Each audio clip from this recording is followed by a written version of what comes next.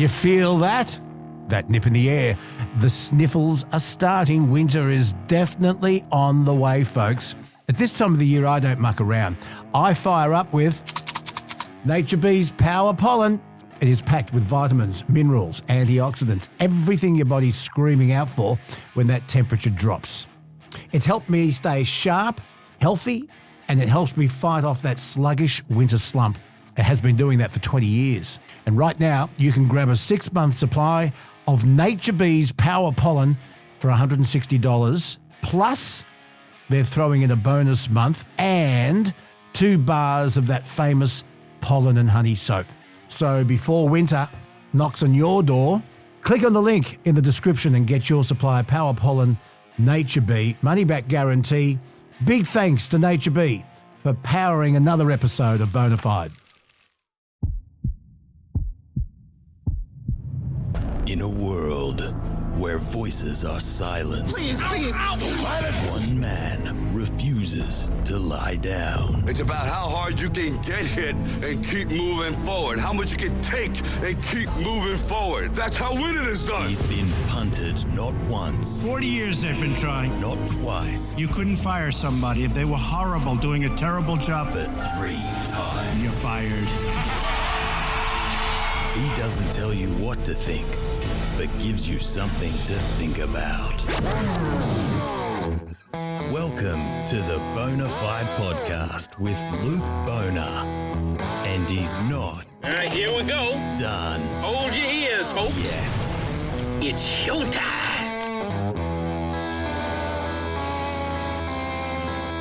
Hey, g'day, and welcome to another, hopefully exciting, enthralling and educating episode of Bonafide with me, Luke Boner. It's episode 23, Kelsey. Can you believe it? It's a good thing this is, we're not employed by a radio station because we would have been taken off a long time ago. But we do our own thing here. If you watch Channel 7 Sunrise, you'll know I am a food sampler abuser and a social assassin, a bit like Larry David. More on that later. Coming up, Truckie Tuesday with the king of truck safety and road safety, Rod Hannafy. Some words of wisdom with Granny Sue and Tech Talk with Trevor Long from EFTM. Now, I know a lot of you have been following the plight of the White family. Victor White had the life of his beautiful wife, Violene, taken away in a very violent attack, a stabbing at a Brisbane shopping centre. He stole the car and he executed her on the spot. What do you think his sentence should be? Well, like I say, if I was a person that was weak-minded, I wouldn't be doing what we've done for the whole year and pushing to get the adult crime put into government, you know what I mean? There is soon to be a memorial service, and it will be hosted by the Mayor of Ipswich and Victor's daughter, Cindy, who we've spoken to before on this program. We're going to have an update on that for you, hopefully very soon. Some hot topics from last week. Sadly, overseas news still not looking good for the struggle of Ukraine against Russia. Ukraine has now launched a major drone attack on Russian bombers. It's a large-scale drone attack that took place this week against Russian military bombers in Siberia, striking more than 40 warplanes, thousands of miles from its own territory. Yeah, Phil. So this was a very impressive intel-driven special operation, causing billions of dollars worth of damage to their strategic level bombers. So not just the aircraft that they use to attack Ukraine almost daily, but also the aircraft they would use to deliver nuclear weapons. A security official has said after it smuggled the drones to the perimeter of the airfields hidden in the roofs of wooden sheds. We're going to get Dr. Keith Suter on to talk more about this ongoing drama. So much for a ceasefire, hey?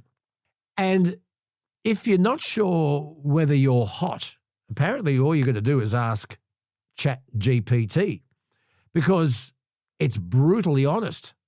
I didn't need to hear that. Hot or not? Ask the bot. Now, since ChatGPT's launch in 2022, it's helped users write emails, resumes. We're going to talk about that with Graham Wynn, our employment expert, even meal plans.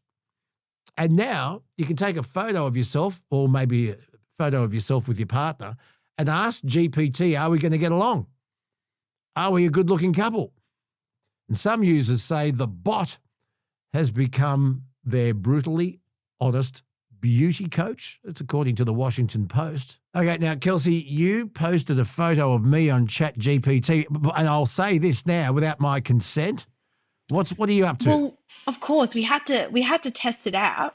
And ChatGPT said, if you're wondering whether this exact image is your best power look, nah, it's not doing you full justice. The shirt's fine, but it blends into the background a bit. Hair could use a little zhuzhing. Lighting's flat. Pose is friendly, but not exactly electric. So final verdict from your brutally honest big sister, you're not hot in the superficial swipe right on sight way in this pic. I couldn't give a rat's ass. So if I was single, would I make Cleo's top 10, top 100 bachelors? No. ChatGPT says no. Well, ChatGPT, I couldn't give an F-U-C-K what you T-H-I-N-K. So go A-W-A-Y, P-T-Q. Couldn't care. Sure you don't. Couldn't care. And the big man from the 2GB continuous call team. This podcast got a mention on 2GB last weekend. Have a listen to this. Mate, let's get our callers involved here. Who's that bloke who's on our show on 2GB? Needs to be on Triple M. What? MG? Luke Boner. MG. This guy want to get our callers involved. That's what he says all the time. You want to go to the Boner report? No, the Boner report. I want to do the Boner report. Look, I want to see what our listeners think. 131873. Mate, Give us a call. I think the NRL would be more concerned of Allianz Stadium being underwater as opposed to there being a few What leaves at about- Carrington Park. What about the seagulls in Melbourne? No, what's Well, wrong with that? They've already cleaned them off. Look. There's some See, leaves there's there now. less there now than No, what there was there's before. I think you're Yeah, fine. they're getting rid of There's it a bloke. slowly. I hope we get a shot of him walking around with a blower vac. He's blowing them off as we Hang speak. on, stand by. What? Now on Wake Up Australia, it's time for the Boner Report. Yes, I'm Luke Boner. You can hear me on my podcast. I'm on every day. It's called Boner Report. And I'm going to say to you, I want to get our listeners involved here. Phil, I want to get our listeners involved. Are you with me, Phil? Phil O'Neill, you there? Hello, Phil. I want to get our listeners involved. Give us a call if you think the leaves on, what's this place called, Phil? Carrington Park. Carrington Park. If you think the leaves are an eyesore, give us a call. Well, I think you'll be with me. I think most of the fans out there will be with me. 131873. Give us a call. I'm Luke Boner. Are you impersonating Luke Boner? I'm on the Boner Report. Hello, prostate. And I was going to say, you haven't had one for a while. I've got very little to report. But the Boner All right. Report at the moment, we're looking for a blower vac to blow the leaves off this park. I'm What do you just think? actually, you know what? I'm having a look now. They are. That's quite intense between Do you the 20 think- and the dead. Oh, Yeah, see, it come is. Thank on, you. Levy's coming please. around He's to us. coming over. No, He's Levy, coming over. don't. So there's Go four of us there. now. There's Alanis, Levy, me, and Luke Boner all onto it. And we got this message in response to a voicemail we had from George last week about the NDIS provider Cocoon. Now, authorities say disability provider Cocoon was involved in serious systematic misconduct as staff are fuming over who they believe have been paid first, including a former contestant on a reality TV show, The Bachelor. Hey, Luke. Yeah, on the NDIS, my wife works for a NDIS company, and it's not just the businesses that support the disabled people that are charging a lot of money. It's also the people that supply them with services like handyman and accommodation. As soon as they mention that it's NDIS, the price goes up on everything. It's unbelievable. This is what's costing the NDIS a fortune. Yeah, and I remember getting a phone call on my radio program from a bloke that was very concerned about the exploitation of NDIS funds. And he was saying that he was in charge of housing for people who were on the NDIS, and he was basically teaching them how to cook, how to clean, how to look after themselves.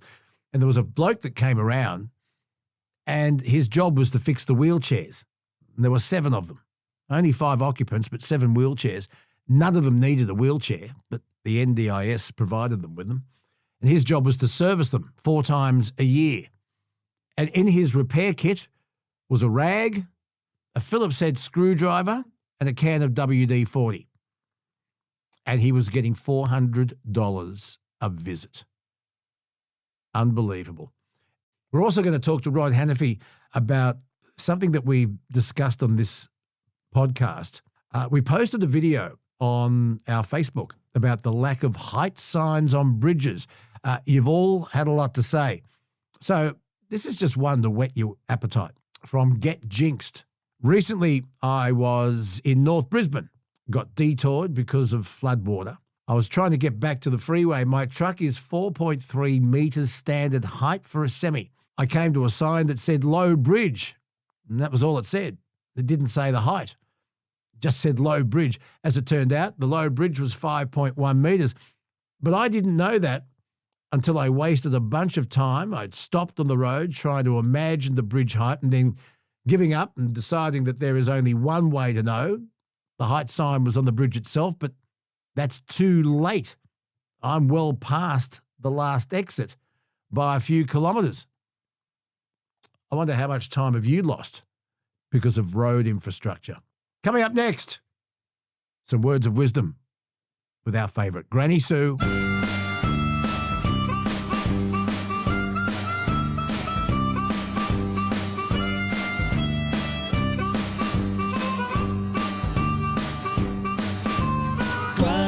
Granny Sue, you know we love you. We always want you. We need Granny. Time to go cooey and head to Yorkie's Knob. And it's time to say hello to Granny Sue, one of our favourite contributors here on Bonafide. How's your week been, my little petal? Not too bad. The weather's lovely. It's nice and cool, but not cold. It's not hot. Really nice. Hey, listen, I got some dilemmas for you to solve for us again this week. Are you ready to go? Yeah, of course. Bring it on. Okay. Got a question for you. There's a mother who has gone online. She's a mother of one who suffered from a traumatic birth and 4 pregnancy losses. She's calling her husband selfish because he's refusing to get a vasectomy. She says, I've recently lost our 4th baby. That's really sad. That's terrible. I've had 3 previous miscarriages. We had one live from birth from an IVF pregnancy, our very young child who has additional needs and was born with a birth defect. She explains online that she suffers from multiple medical conditions such as PCOS, fibroids, fluid in the pelvis, and she really doesn't want to go on birth control and mess up her hormones and her body. She doesn't want to mess it up anymore.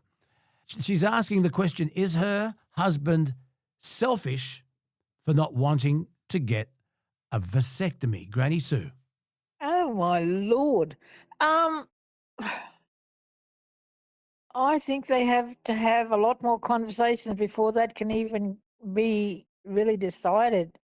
He has to really sit down and listen to what she's got to say. I feel so sorry for them both. What a lot of trouble.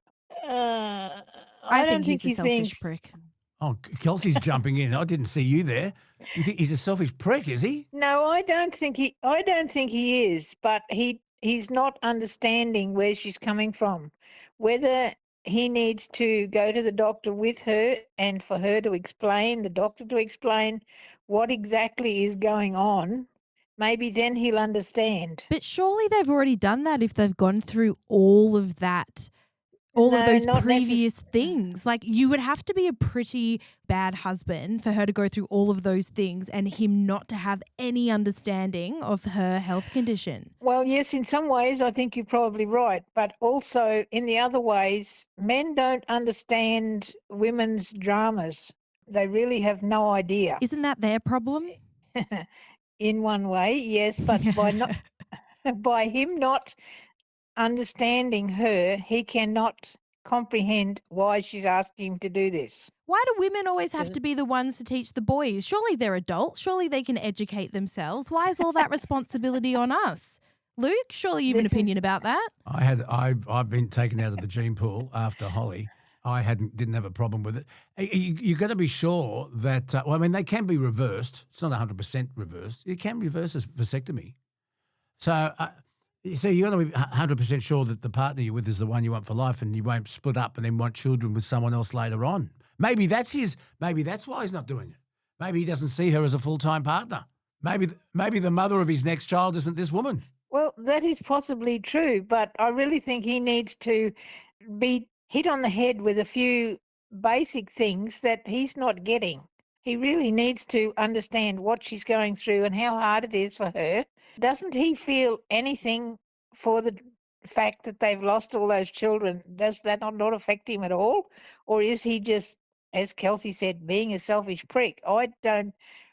If it was me in the same situation, I would insist that my partner came and found out a little bit more about it. If that's not the case, well, then he's not the person you should be with, and maybe you just have to get by on your own. It's a very hard question. Or you could put a condom on that selfish prick.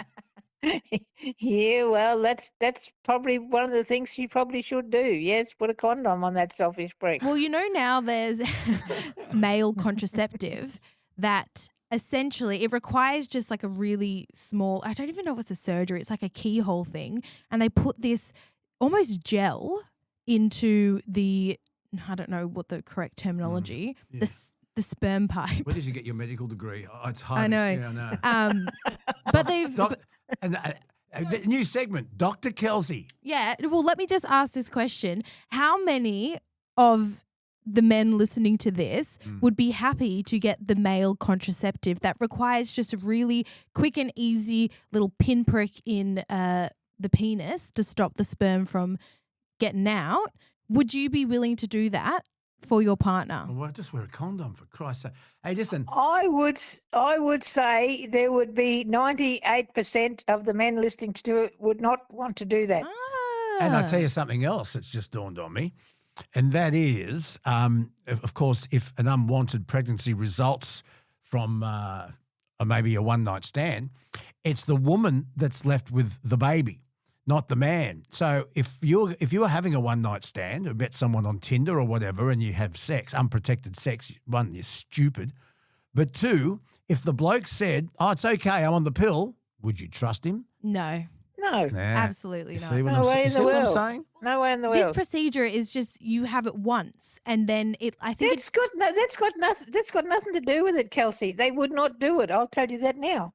98%. Well, let's ask our listeners. I know. I'd be interested to know if anyone would be able to do that. What do they do?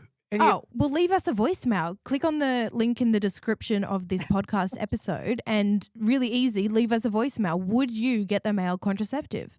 And do you think this bloke's a selfish prick? Oh, please, Kelsey.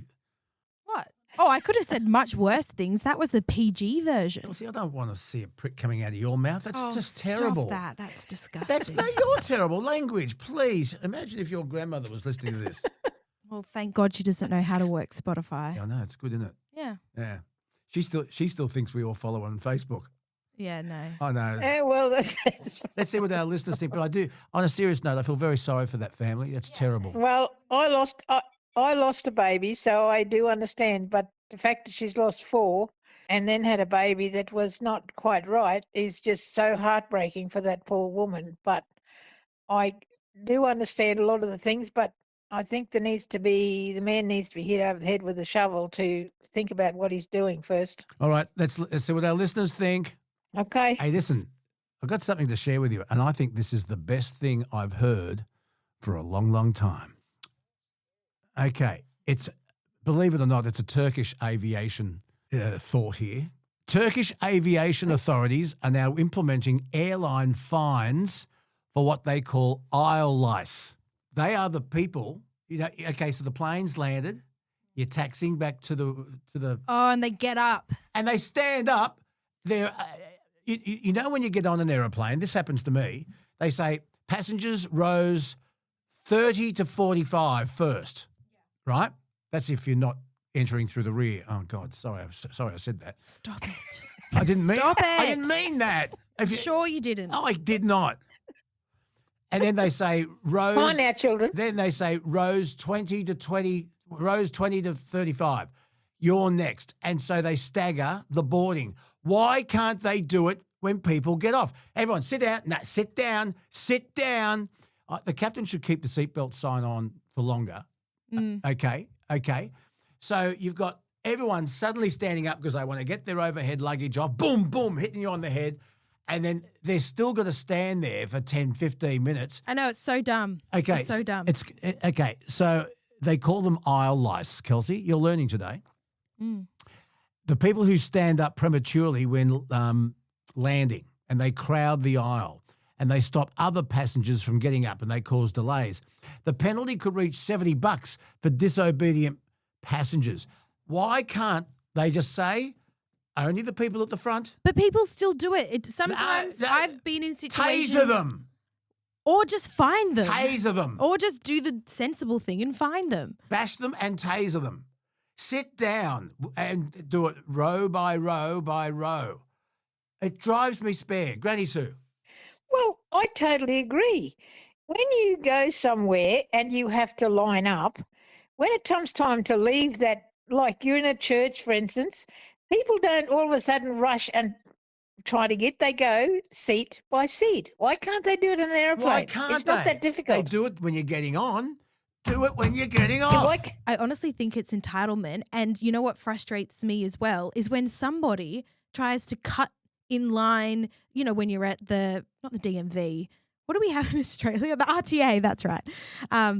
Places like that, people try and cut in front of you. Yeah, my blood boils. Cutting in line. And there's another one where it's called the cut and chat. What's that? Haven't you heard this? No. Okay. Larry David did something on this as well. Okay. So you're in a line waiting for the buffet. Okay? Mm-hmm.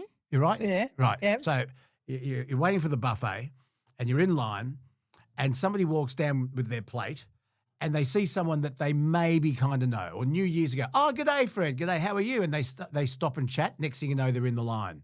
And they didn't arrive with them. They've only just kind of recognised them, a very distant acquaintance, and it's called the cut and chat.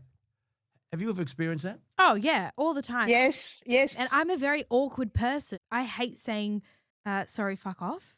Oh, please, language. What's wrong with you? I know.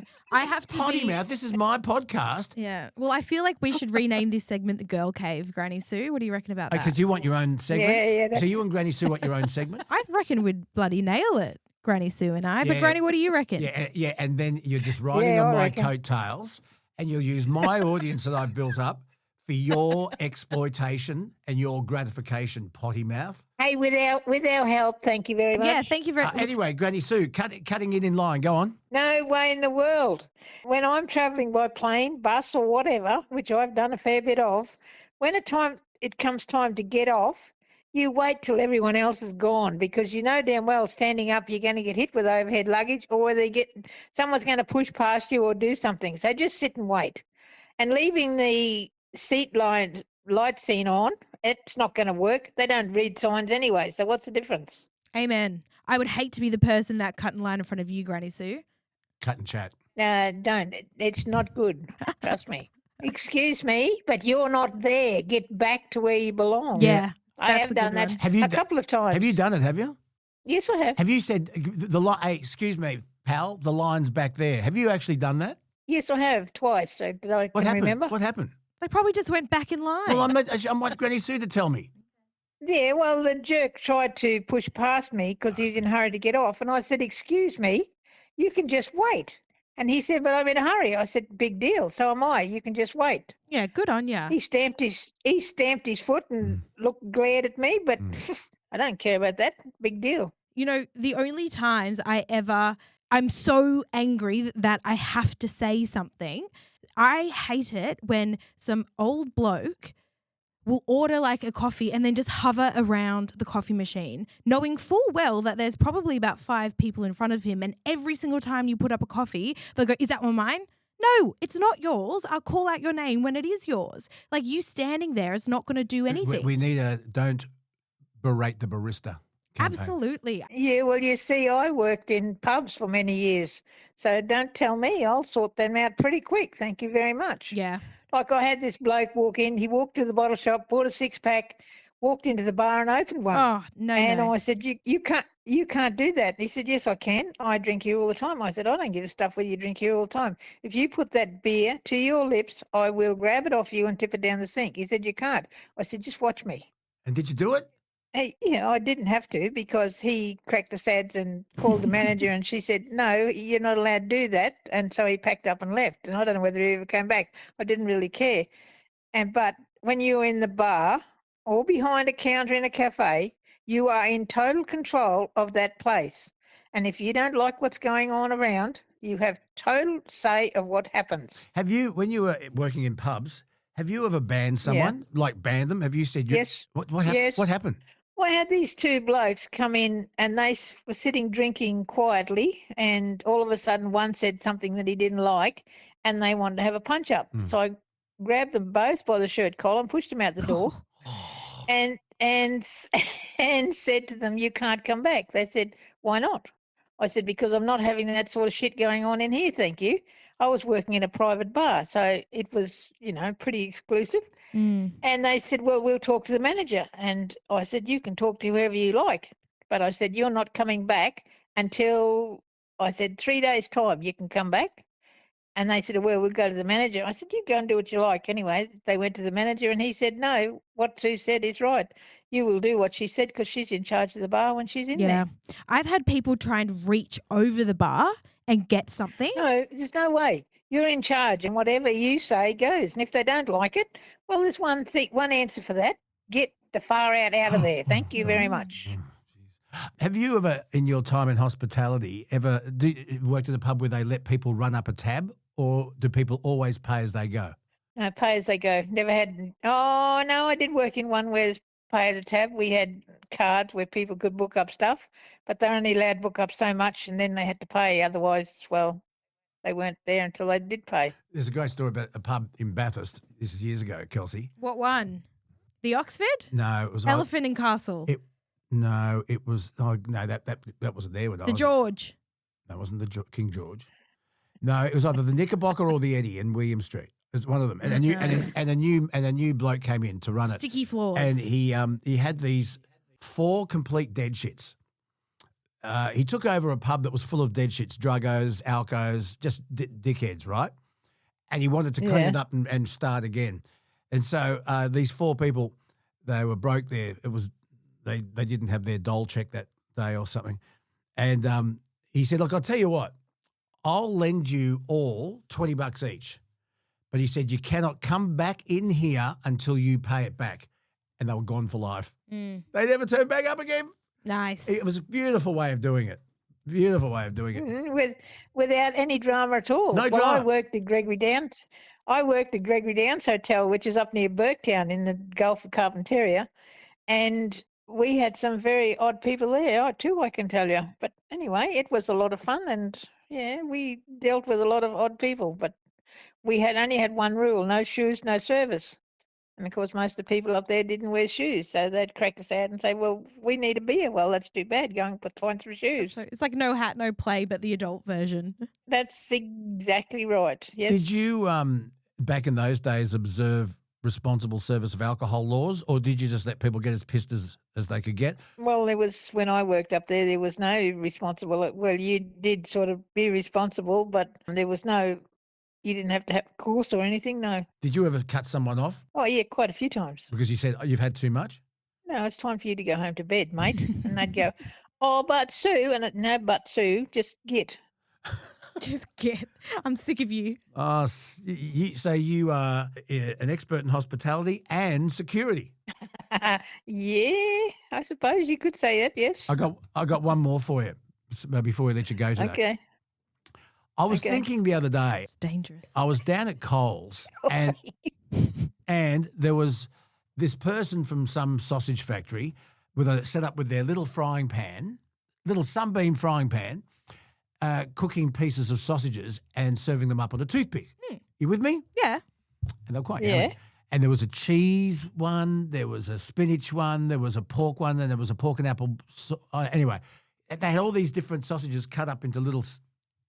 You know how you used to cut up cabanossi? Yes. That kind of size. Yes. With a toothpick. Yes, we're all aware. We don't need the full rundown. Okay. When you're getting free samples, what's the etiquette? How many are you allowed One. to have? Always just one. But they had all these different flavours. Well, if one. Well, you decide which one you want, and that's it. That's the one you have. You're not. No. I agree. One. But also, you should read the room. Like, if it's really busy shopping centre and there's lots of people around, well, then just one. If it's really quiet and the guy's there looking like, oh, someone please interact with me, this is really awkward.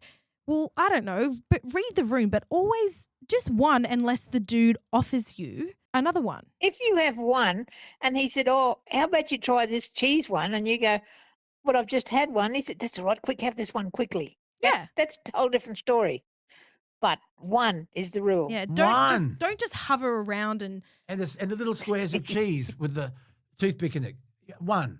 I say one unless the person manning the stand offers you another one. Okay. Yes. What about agreed? What about that yogurt shop in Manly? You know the one, and they have little samples with a little white spoon. How many are you allowed to have? One. But you know what frustrates me? The other week I was in Newtown and it was a really busy night and we were at a gelato place and of course it was packed. And at this gelato place they allow you to try a sample. There was these two women that took, I kid you not, 15 minutes because they were completely taking advantage of this free sample situation and trying every single one. And you could see the person serving clearly just going, oh my God, like, please fuck off. Because the line was out the door and it got to the point where I was like, I didn't say anything to them, but I was talking very loudly so they could hear me saying, move the fuck along. Like, what are you doing? Read the room. This is not the time to be trying every single flavour. You know, Larry David, the co-creator of Seinfeld, he had his own program. I don't know if it's there anymore. Curb Your Enthusiasm. I love it. Yeah. It's about Larry David being Larry David, otherwise known as the social assassin. Has no filter.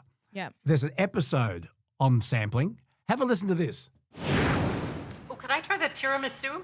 That's good. That's a good one. That's a good one. Get that. Get that. I think I will. Yeah, get that. Thank you. Get that. And I think I'd like to try the banana, please. Banana? Whoa. It might taste like, let me guess, a banana? And some chocolate. I mean, this is Just really the plain ridiculous. This is so chocolate, rude. Just the plain chocolate. You know, you're like a sample abuser. That's what you are. What's the matter with you? You're abusing your sampling privileges. So there you go. I'm not the only person frustrated with all of that. Granny Sue, what you got coming up? Not much. I've got to go shopping this morning because I've got to go and buy some white vinegar to clean my bathroom walls. But other than that, nothing exciting. Yeah, I'm sorry. Use vinegar to clean bathroom walls. Yeah, what? Yes, vinegar. Mr. Muscle. No. Exit mold. No.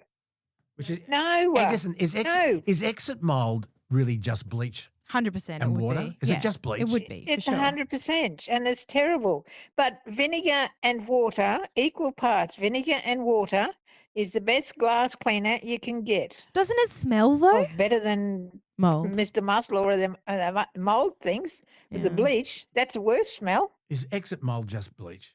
Is it 100%. Is it just the chlorine that I put in my pool with water? Yeah, it's 100%. disgusting. Is that all it is? Yeah, 100%. It's disgusting. 100%. How often are you meant to clean your bed sheets? Well, how'd you get onto Every this? week I do mine. How did you get onto this? I just thought of it. How often do you wash your sheets? Every week I do mine. Yeah, when your sons lived at home, it was every night, wasn't it? When I was married, it was probably a lot earlier too. Oh, But now stop there's only just me. It's every week. I better wash my sheets today, otherwise they'll break.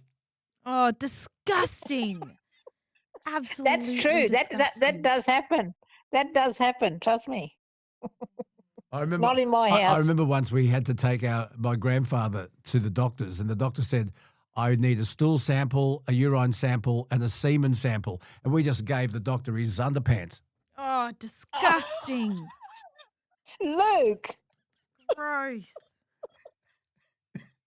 Gross. Oh, Gross. goodness me. And you get up Kelsey, now, well, you need to wash your mouth out too, sunshine. Yeah, gross. Granny Sue, I'll see you later. Bye. First edition of the Girl Cave. First edition of the Girl Cave. You have to come up with an intro and a name. Oh, I know, it's too hard. Granny, let's brainstorm later. The Womb Tomb. The Womb Tomb. Okay, whatever. I don't really mind, whatever. See ya, Granny. Thank you, Granny. Okay, bye. We love Take you. care. Coming up next, Tech Talk with Trevor Long. Tech Talk. We've waited here for you.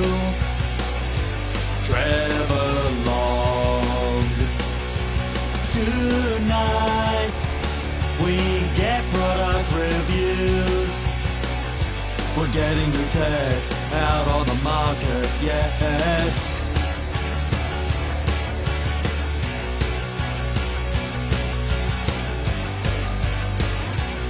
Oh, that update looks pretty good. Calm down with bits and bytes with me. On or off.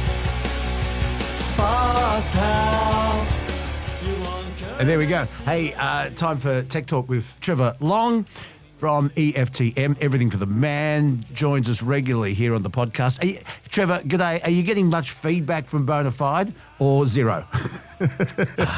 Look, it's there's overwhelming, applause. really. Yeah. Your yeah. audience has always been very engaged. Feel free to reach out, folks.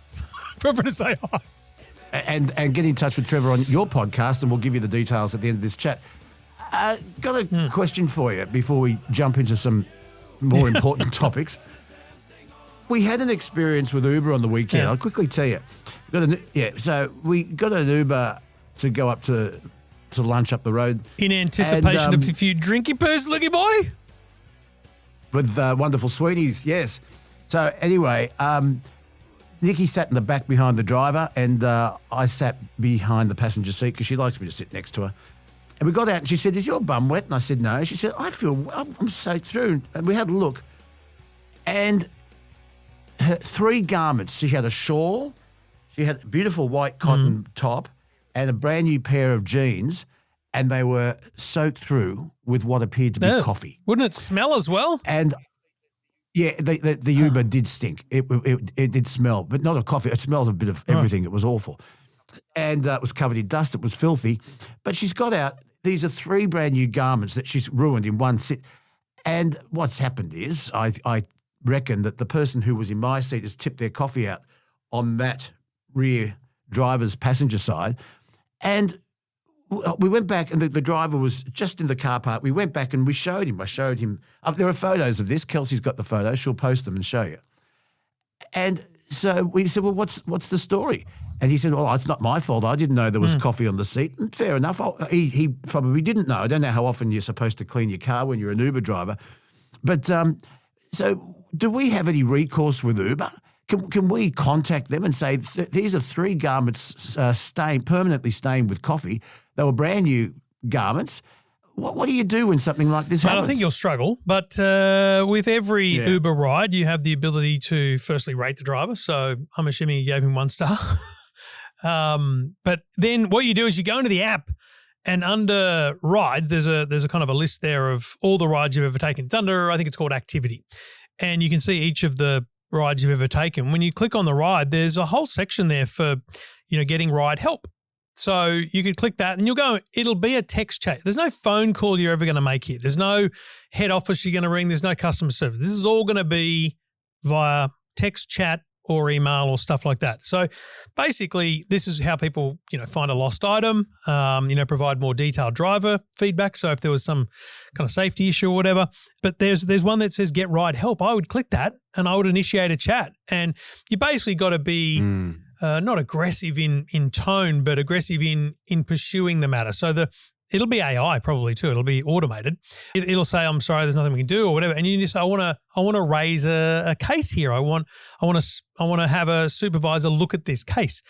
I don't know whether they'll compensate you for the clothing, but at least at the very least, I mean, the objective here You have to decide what your objective is. And I think the objective, most importantly, is for Uber drivers like the one you had that day to check their car more often. Like you said, how often are you meant to clean the car? There's no rule. I don't know. It's your car. You're the Uber. Yeah, but there's no hotline you can ring up. You can't actually. Mate, that's like saying, who do I call if I saw a naughty Facebook post? There's no phone number. There's never going to be a phone number. The business model is not to provide customer service or call centres or anything like that. Okay. It is frustrating. Do you remember years ago there was a bloke in Brisbane, he was a regular caller of mine, Craig was his name, and he got a really bad rating. He picked up these girls and they were pissed out of their brains and they were being aggressive, so he pulled over and said, look, you get out. I don't. And so they complained about him or gave him a bad He got the punt from Uber and he could not get any help, and he was saying, I'm innocent. And he had to go across to Didi and he only got a fraction of the work he was I would getting only when he was argue, I with don't Uber. remember the case specifically, but you don't get the punt for one. Yeah, the way Uber works for drivers and passengers is it's all about ratings. Now, it's not as big a deal as it was originally, but I'll give you the passenger story. So if you and I, Luke, are standing at the Newport Arms getting an Uber to the same location, let's say we're booking the exact same trip, so there's no distance issues, right? So we're both getting the same trip. We both click the button at the same time. The person with the higher passenger rating will get the trip first. I will be given priority because you've got a lower Uber rating than me, for example.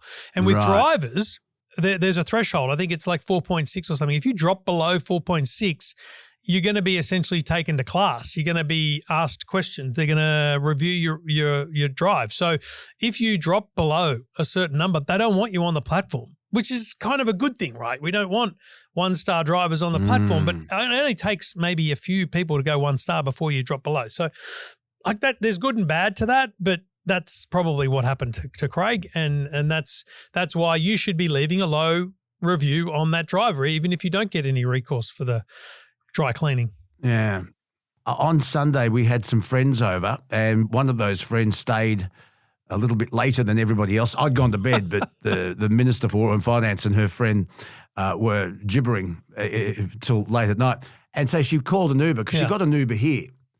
And the Uber here to get here by midday was $18. So she dials up an Uber to go home at 9 at night, 60. Yeah. 60. That's a big difference. Now, there was a football match at Brookvale Oval. There was the Swans were playing at the SCG, but $18 to get here and $60 to get back, Trevor, that's a big surge. No, that's the surge. That's the way their pricing model is based on demand. And what happens is if you're a driver, there's a map of your city. So let's say in our case, Sydney, and it actually highlights in kind of dark red or bright green the places they want you to go. So they will incentivize drivers to go to an area because there's high demand. And what they try and do then is get all those drivers. So they would have had all the drivers at the SCG and at Brookvale Oval or whatever.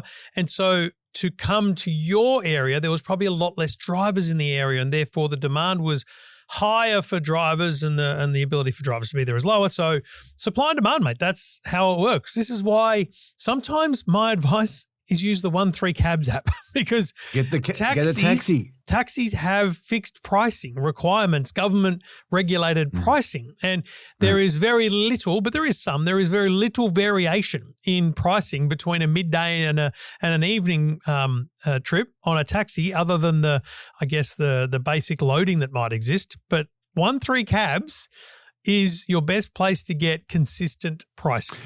And just while we're on cabs, and we'll move on to some of your topics, every Friday I used to get a cab from World Square to Everleigh to do the Channel 7 Sunrise thing.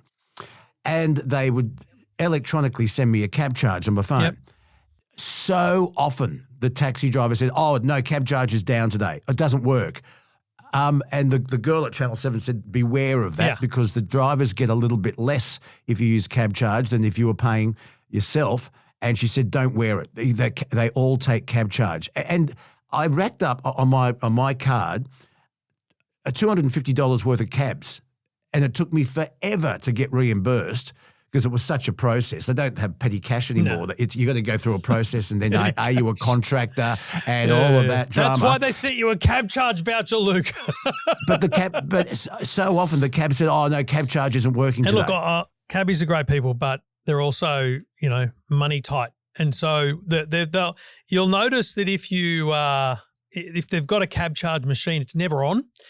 And when you go, I'm going to pay with a card, they'll reach into the center console and pull out a second machine, which is the machine for their basic bank. Like they'll have a Zeller or a Square or something, because that's going directly to them. It's not going via, GM cabs and cab charge and all those different things. That's why they have those separate machines, because they don't want to pay the high, essentially credit card surcharge and lose the cost of the run. So, yeah, I think if you're in a cab that says taxi on top, you're absolutely obliged to use cab charge.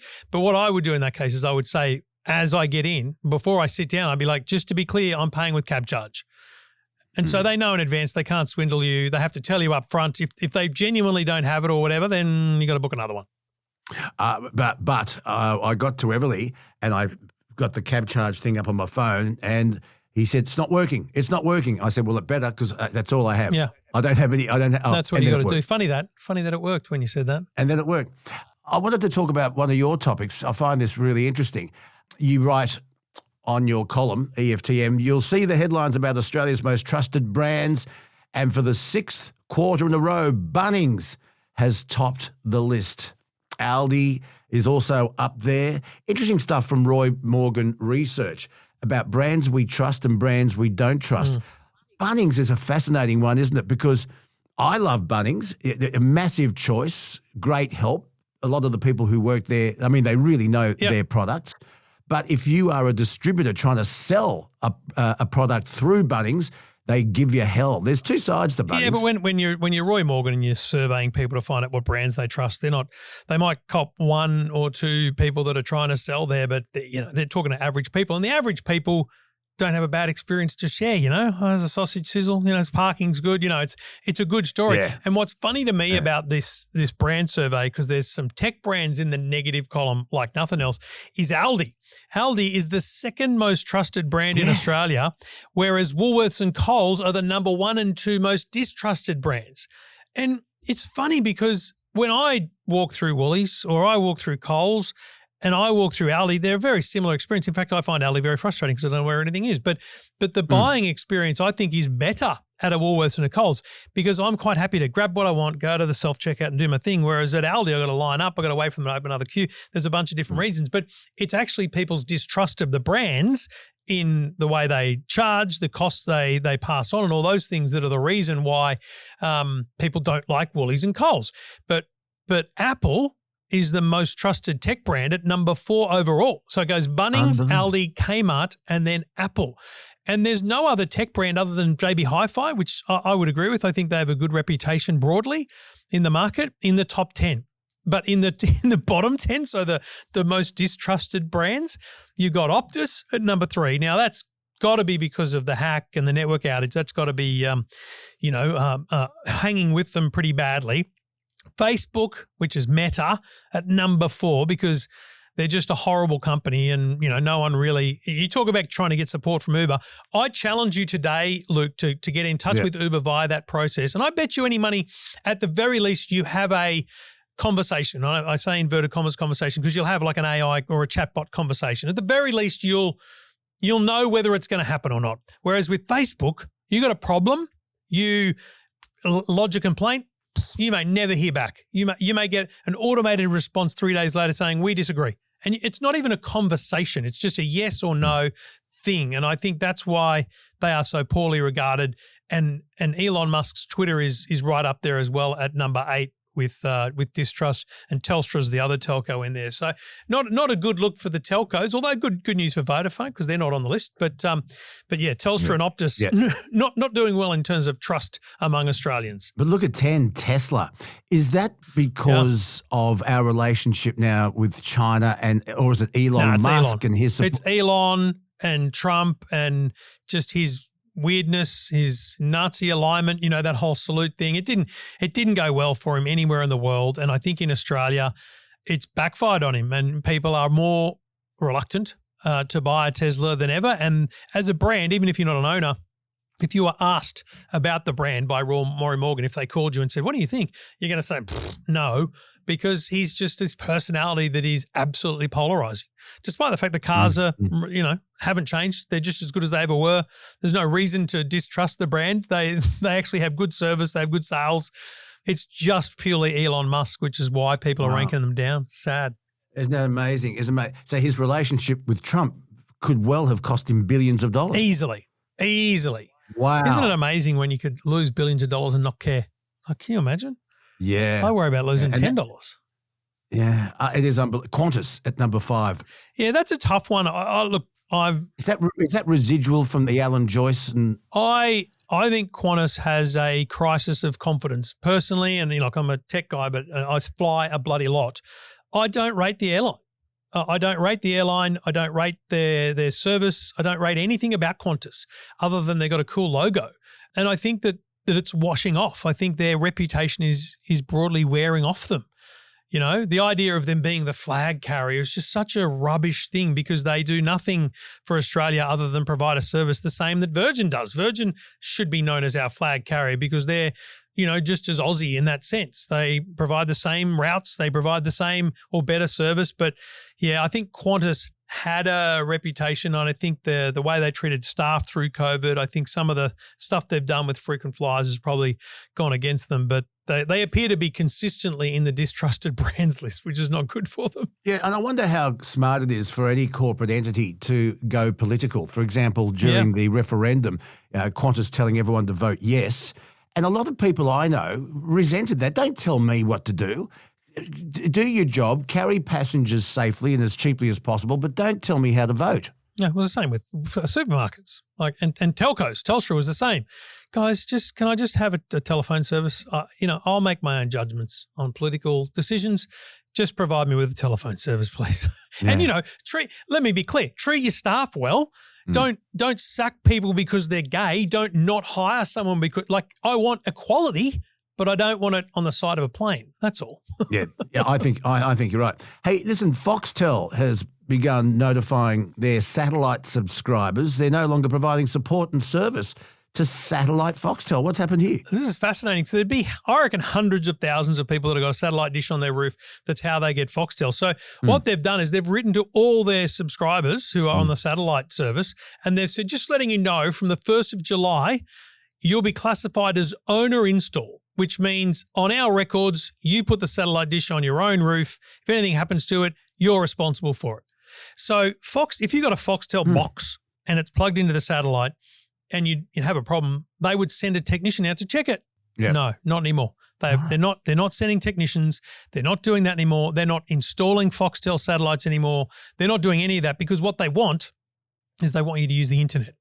They want you to just plug into your internet and use the internet to get your Foxtel service. So yeah, essentially from July, if something happens, you're on your own. Now, to be clear, they acknowledge that they are still beholden to Australian consumer law, which if you're going to fight them, you could probably very quickly win the argument that they do need to support it. But bottom line, they're expecting if you've got a problem with your cabling or whatever, you need to get a Sparky around to fix the cabling. That's how they're treating their customers. You've got to remember, Foxtel's now owned by DAZN, which is a global sports streaming service.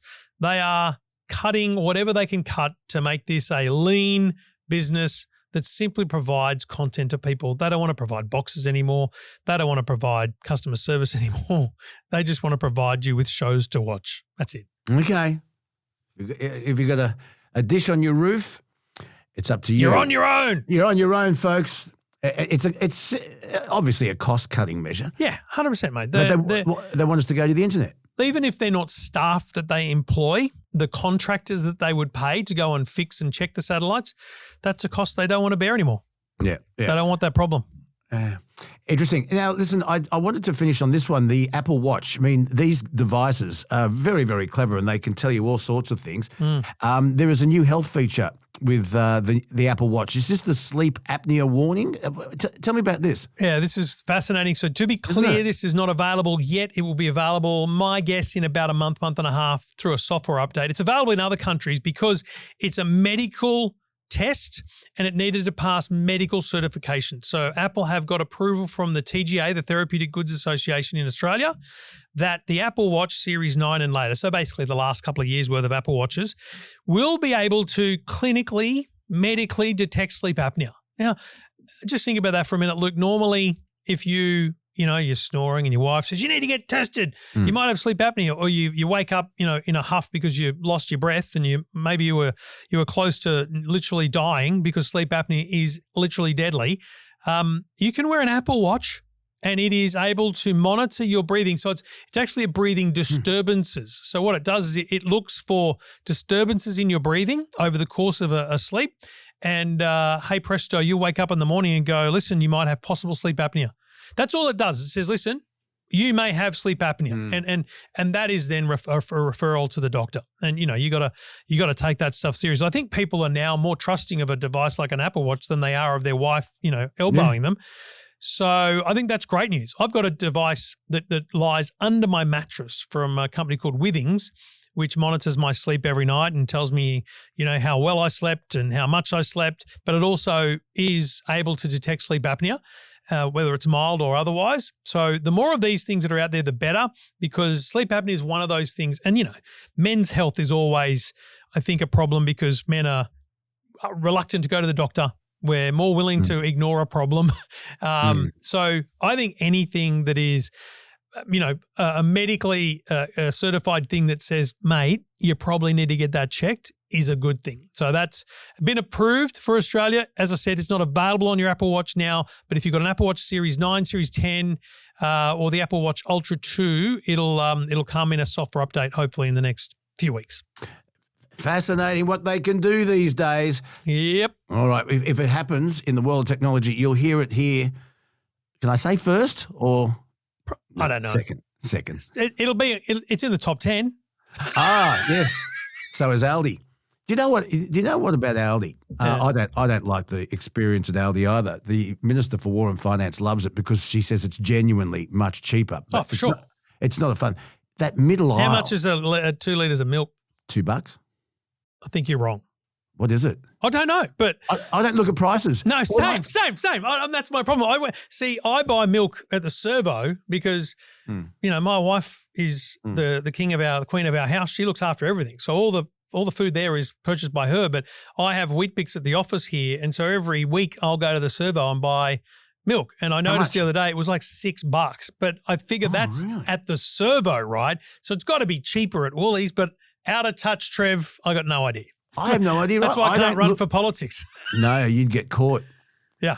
I remember years ago, it was either 60 Minutes or Current Affair Willisey, one of the two. And the local member, the member for Hume, was a bloke called Stephen Lusher. He was a very nice bloke, but he went on air and said that the dole is too much, and of course you can live on the dole and it should be cut. And so they filmed him going through and he ran out of money. Yeah. on camera. It was a massive. I'd run out of money in a day. But I don't look at prices. I have no idea. Hey, listen, Trevor, thank you so much. How do people listen to your podcast? Everything I do is at EFTM.com. You can search for EFTM on your favourite podcast app. You'll find me. We'll find you. Trevor Long. Folks, let me tell you why I don't go into winter without Power Pollen. We all know how run down you can feel at this time of the year. Low energy, colds, and you just feel, Well, Power Pollen's been in my routine for over 20 years. And you want to know why? It works, and it comes with a money-back guarantee. But it works. It's not just bee pollen. Nature Bee has this special process that makes it absorbable. It's called potentiation. Look it up. It means your body gets all that good stuff fast, more energy, better immunity, and a real lift when your battery's running low. So if you're staring down another long, cold season, give your body the fuel it needs. Do what I do. Head to the link in the show notes and grab yours today. Money back guarantee. Coming up next, one of our favourites, Mr. Truck Road Safety, Rod Hannafy.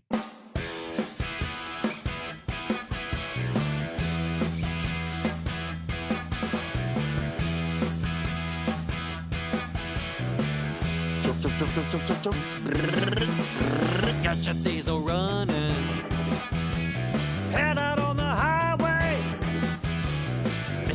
the roadkill. Another Truckee Tuesday. In the gate when you're changing from lanes. Do not brake check me in my prime. Australia moves and it's thanks to you guys. Trucks to get there on time. Listen to the air horns. Dip your lights from high beam. HPL that help you. Thanks to Rock and a Food. On the highway driving all day. And at night when the traffic's slow. Getting goods from state across lines.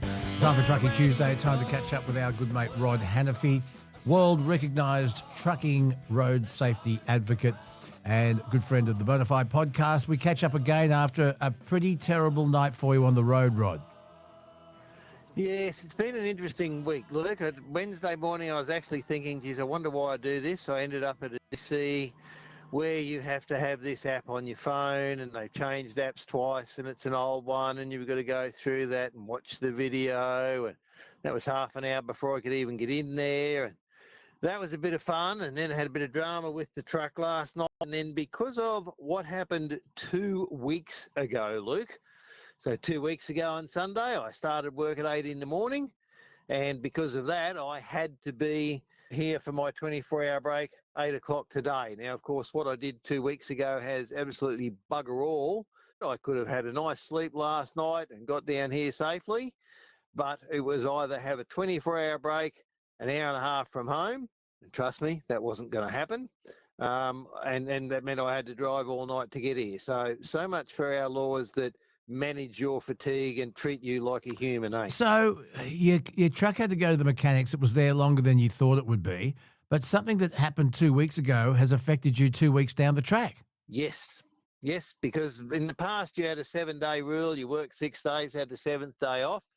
I'm on BFM, so you have flexibility in that first week. You can actually work 12 days as long as you don't exceed 84 hours in those 12 days.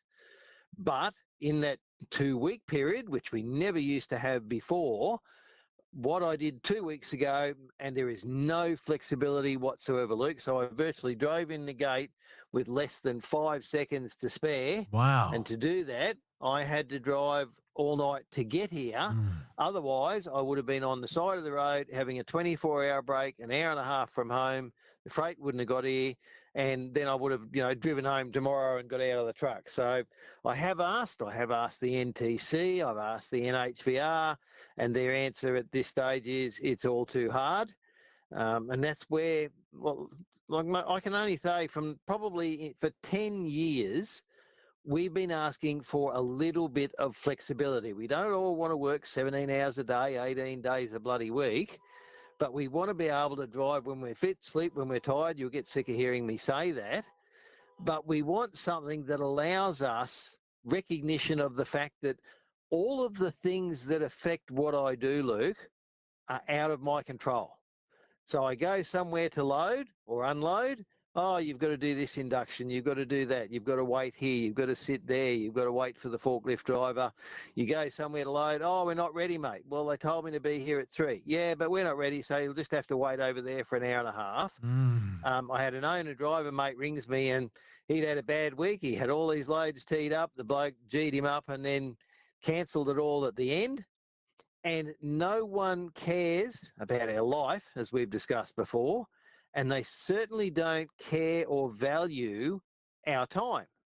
So then we have to find a way to manage it to keep the customer happy, the authorities happy, your family if you ever get to see them, and survive on the highway. And it's it's getting harder, Luke. It really is. And you wonder why people don't want to be truckies. Truckies anymore. Yeah, damn right. Gee, it's tough. And then, of course, yeah, and I know you've got a voicemail there, and I've listened to that one already, and I think it was Tony rang in and he said that he was out, and he thought that because NHVR now operate virtually in every state except for Western Australia and the Northern Territory, that the police shouldn't be pursuing us as well. Now, in WA, the police can only deal with trucks for traffic infringements, like going through a stop sign or speeding or whatever it might be. They do not touch trucks for hours because theirs is all done under OH&S, Occupational Health and Safety. But over here, we not only have the NHVR, we have the police who think that they can come out after us, and they're not trained and they don't understand and they don't care some of the time. And then we've got EPA, and then there are others. All right, let's have a listen to Tony. He posted this. G'day, Luke. Tony again, previously of Bendigo. I just did a milk delivery run up to Swan Hill today. Vicpol heavy vehicle were out everywhere around Swan Hill. I was doing deliveries. I seen them on the way out, around town, everywhere. Just one for Rod Hannafy. With the NHBR, isn't this double dipping? Shouldn't that be an NHBR thing now and not, states that are NHBR aligned? Shouldn't that stop? That they're checking trucks for roadworthy and that's more NHBR in my mind than what it is Vicpol. So anyway, just a thought, and I'd love to hear Rod's opinion on that. Yeah, good on you, Tony. Thank you so much. And we encourage all of you to leave messages so that we can get the feedback you're after. Rod Hannafy. He's absolutely right. And I wrote to every police commissioner in Australia. I've raised a document that I said I believe the police should only be dealing with us for traffic offences. Of course, the fact is that they raise revenue. They get tickets. Now, we all know there's no such thing as a quota, don't we, Luke? But an ex-police officer that is currently doing some fatigue research said that at times he was chastised for doing a follow-up investigation instead of actually being out writing tickets for truck drivers. So it is the perception of those in higher levels in some police forces. He's talking there, of course, about the Vicpol heavy vehicle unit, so we know what they're after. And look, generally, most police don't fully understand the logbook. They'll have one thing they like. It might be the top of the page, or it might be they can go back through and find where you haven't signed one. Some of them really do understand the books, but they're the exception. And they'll have this one thing that they'll keep looking until they find it. We've discussed in the past, Luke, the logbook is 100 pages. So if you fill it out every day, you'll end up with, probably 3 a year, depending on how many days you spend away and what you do. But if you get pulled up on page 99, they can go right back through the book. And it used to be a gentleman's agreement, so that says something about it, that wherever your book was signed, so a copper pulls you up on the side of the road, goes back in your book, and he signs the book when he has intercepted you. And the gentleman's agreement was that the next bloke who pulled you up only went back to that signature, because in theory, that officer has obviously checked before that. But now, of course, they can go right back to the first page. So this is something that could have happened 3 months ago or more if you don't use it every day, and knock you off because you didn't tick a box, sign a page, put a date in. And it is very frustrating. And as I said to you last week, Luke, it's one of the reasons why we don't have a driver shortage. We have a shortage of drivers who want to do the job. Unbelievable. Tony, once again, thank you so much for your feedback. We posted a snippet from our chat about height signs on bridges or lack thereof. Colleen said, yep, when I was getting my truck license, my instructor made me call out the height of every bridge, whether I was driving under it or not. He drilled that checking them should be automatic. 30 years later, and I still say the height in my head when I see the sign. Rod? Absolutely. She's been well trained. She knows what to do. But how do you know the height when there is no height on the bridge? They obviously decided there is a set height, that anything below that gets marked, but above doesn't. And I know it says we must know our load. Now, I pull taut liners, Luke. They're the same height every day. I know what's in them. They don't go above. And I must admit there is now a check where you drive through the weighbridge at Mount White, so between Newcastle and Sydney. There is actually a sign that flashes up and shows you your rego and your height. So they're helping you by making you aware. We've discussed about how in the past there was a trial of two-way bridges being left open for us to check our weights, and you wouldn't credit it. I actually said to a driver the other night, do you realise you can drive into the weighbridge even though it is closed, and there is a sign that says weighbridge available to check weigh when closed? And he said, oh, no, he said, they'll have a camera there, mate, you'll get a bill in the mail. And I said, no, you won't. And I've been guaranteed that. Yes, they have a camera to make sure that you don't vandalise the place or do something stupid, but the camera does not take a photo of your weight. It's there to help us. And if they were all aimed at helping us comply instead of, honestly, banging the shit out of us when we don't for something that has nothing to do with road safety, not only would the job be a lot friendlier, but I honestly think it would improve safety. Now, Luke, you know that we're not meeting our road toll target. We're not meeting our reduction in the road toll figures. Every one of those accidents and deaths and injuries is a tragedy.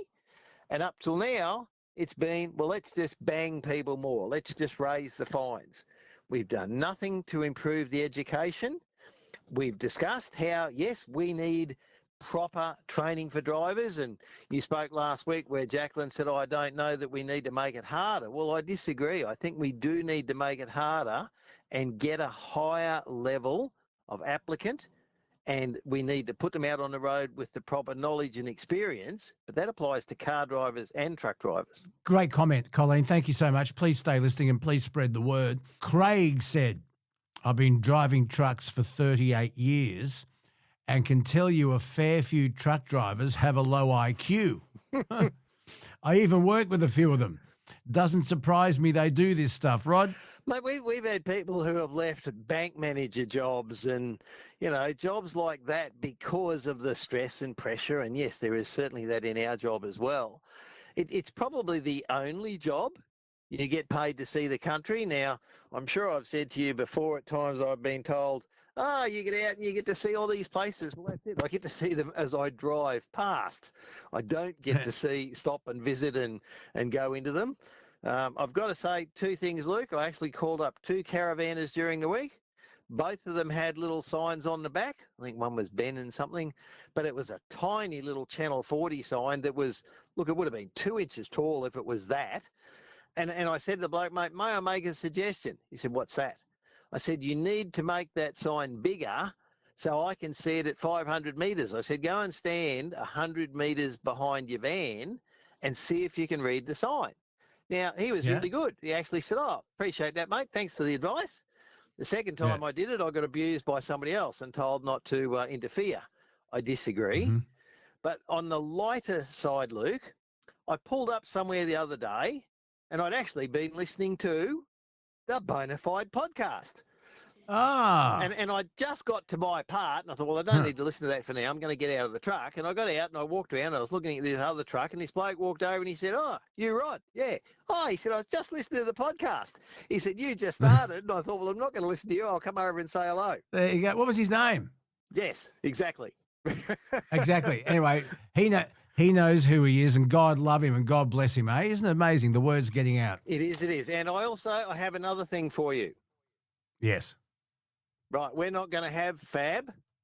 FAB. We're going to have BFB. Yes. The Bonafide Bunch. Love that.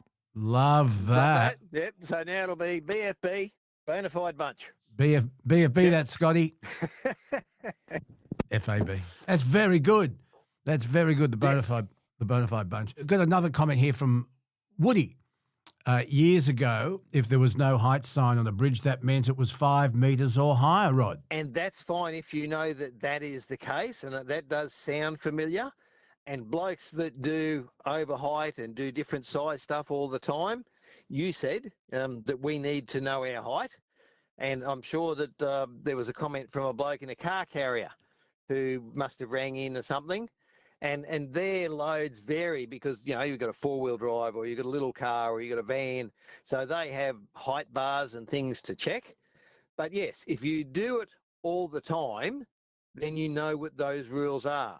If you do it occasionally, and there's no sign on the bridge, then how do you know? Well, there you go. It's supposed to be taken for granted. No sign, 5 metres or higher. Now, look, there are some upcoming traffic changes on the M7 motorway impacting OSOM vehicles. There'll be changed traffic conditions along this section of the M7 motorway. It's during the King's birthday long weekend. Temporary northbound and southbound right lane closures will be in place along the M7 near Angus Creek, Rudy Hill between Eastern Road and Woodstock Avenue for the M7 motorway bridge concrete pouring activities. Now, those closures are going to be in place between 8 p.m. Saturday, June 7 and 8 a.m. Monday, June 9.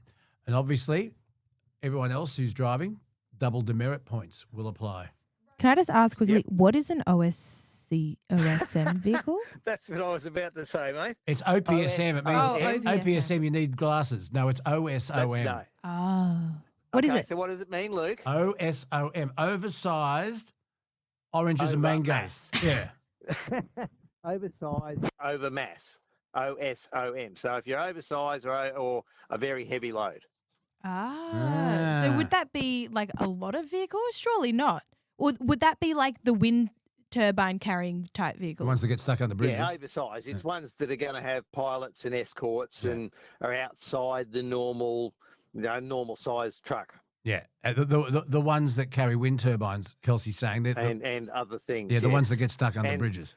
And actually, mate, at exact same intersection, I believe there was a double fatality coming out of Brisbane on, might have been Wednesday, whether it was because of the traffic queued up. There was an accident there. Now, I don't know who was at fault in that accident. I'm not saying either person was, but you must agree, I think, everybody's in too much of a hurry, Luke. Now, with us, it is about time critical, and that's where followed a caravan the other day, pulled out to overtake him in the overtaking lane, and it's the only place I've seen in some places in Queensland where you have an overtaking lane, they have a sort of a double size sign.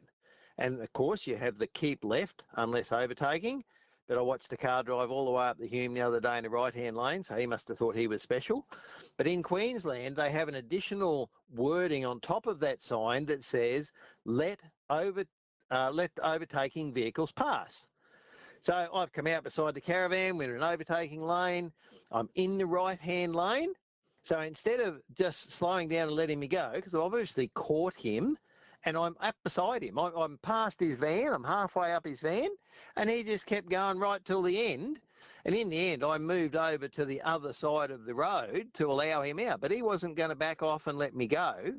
So if you're not in a hurry, if you're out holidaying, if you're enjoying the scenery, then think of those that get stuck behind you. Think of those that are actually working and might need to be somewhere, and simply let them go. Surely that's easier for everybody.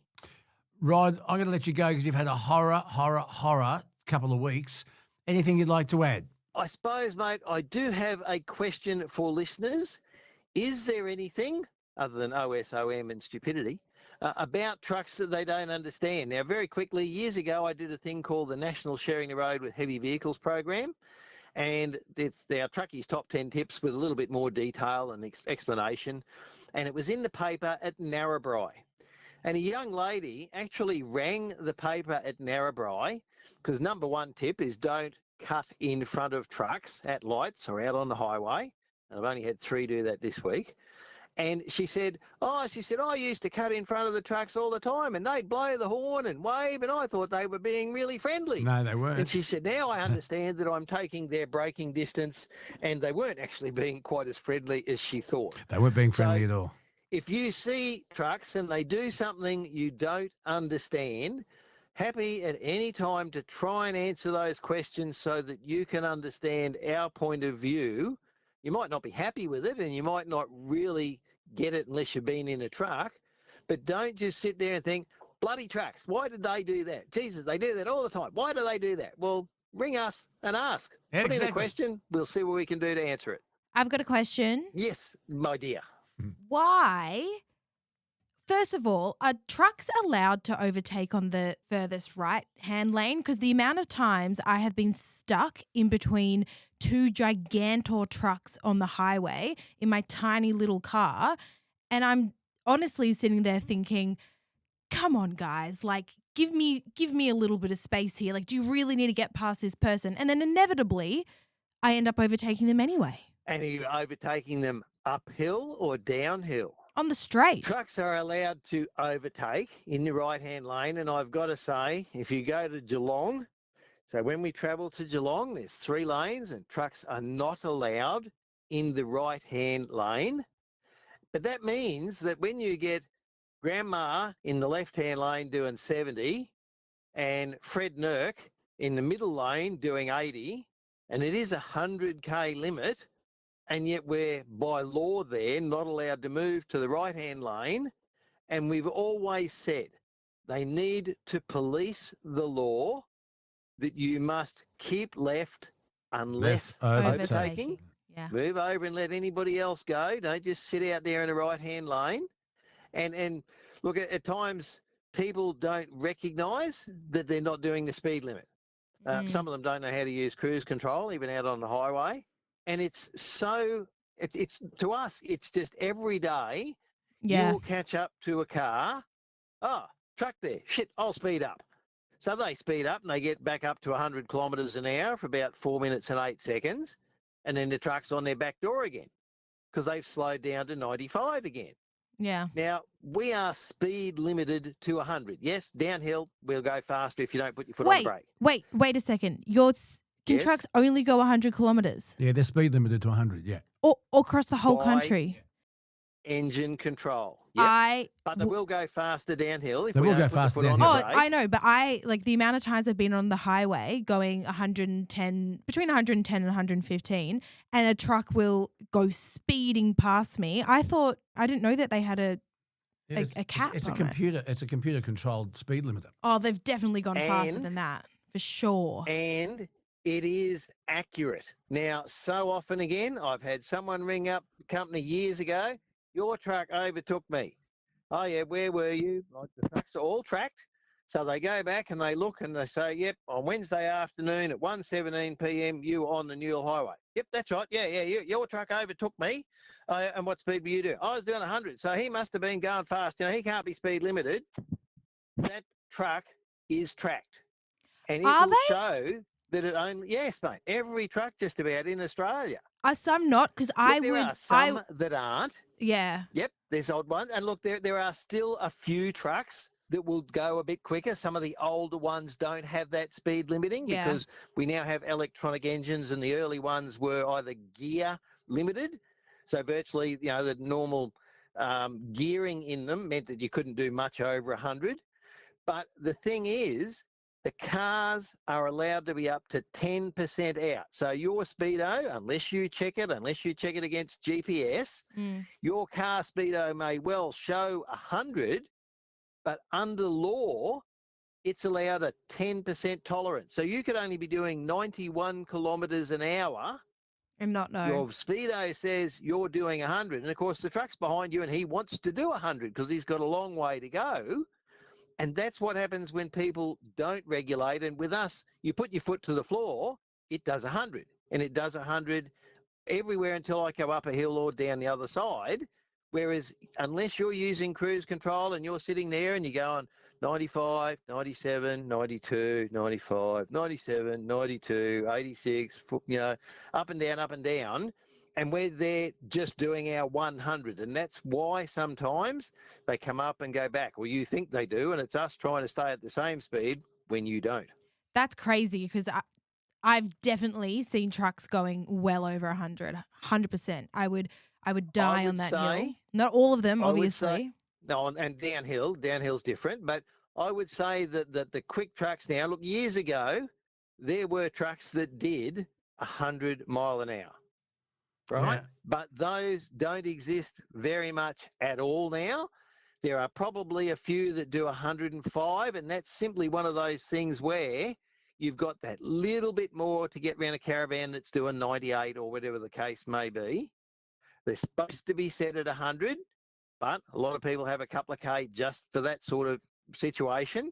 There are probably still a few older trucks that might do 110, but honestly, they are very, very rare in reality because all of the company trucks, all of the trucks in a fleet, they are not only tracked, but if you get an inspection from the NHVR, so let's say one truck gets caught speeding. The coppers pull him up, they say, you were doing 110. Oh, no, mate, no. Yes, you were, blah, blah, blah. It goes to court. They will then come and inspect your company's records. And because the trucks are tracked, they can go back into that fleet records for that truck. Well, this truck here, this one does 110 and you haven't informed the driver, you haven't warned him, you haven't told him he's speeding, you haven't monitored it, then the company becomes liable. And honestly, you'll see so many trucks downhill. And I've got to say, I was doing it last night. Down every hill. You're on the brakes because once I get above 104 for more than 30 seconds, and again, I'm going downhill on 65 tonne or 80 tonne, whatever it might be, I'll let it run to about 103 sometimes, particularly right at the bottom. So I've got that tiny little bit extra run up the top. But if I go over 104, the company knows, and I get an NCR, a non-conformance report. And if they don't monitor them and they don't come to me and say, hey, Rod, you were doing 104 for 4 seconds the other day. You can't do that. Here's a report. They put that in your log for your driver. And if the NHVR come along and say, well, we want to check this truck, it was speeding. You've got nothing here about it speeding. You can see it's been there and you've done nothing about it. The company becomes liable.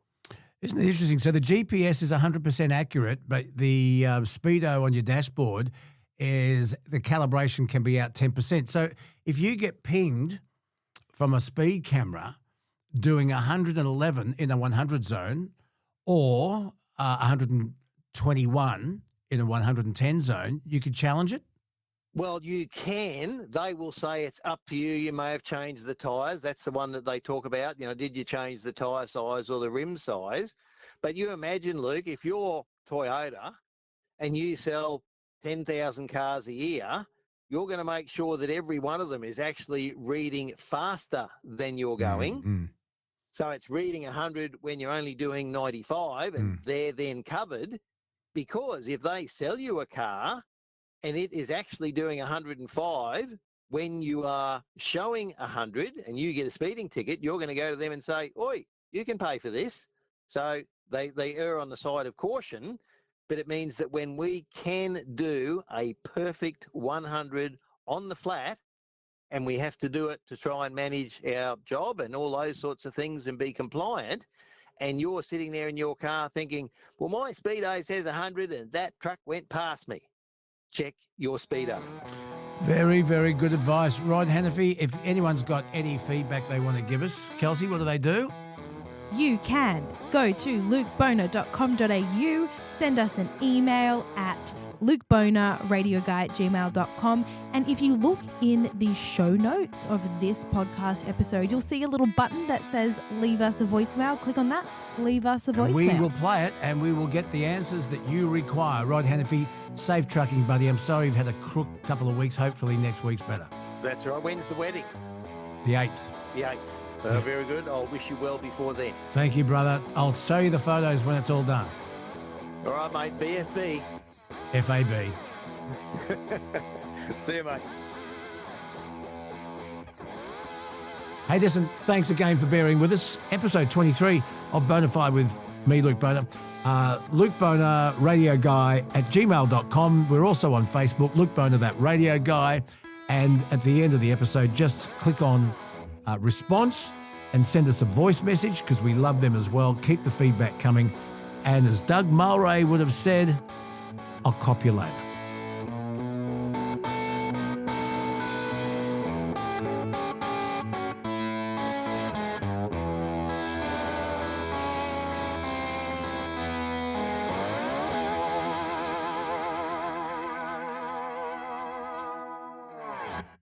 Okay, now listen, before you go, a quick reminder, winter doesn't have to walk all over you.